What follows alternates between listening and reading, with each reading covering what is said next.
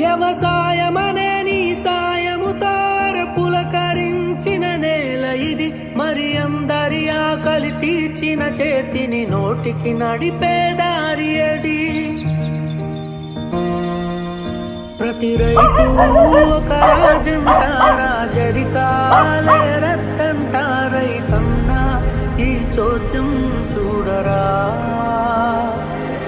ప్రతిరోజు ఒక వార్తను వై కనిపిస్తావు పార్థివమై. రైతన్న ఏ రాజ్యం నీదిరా.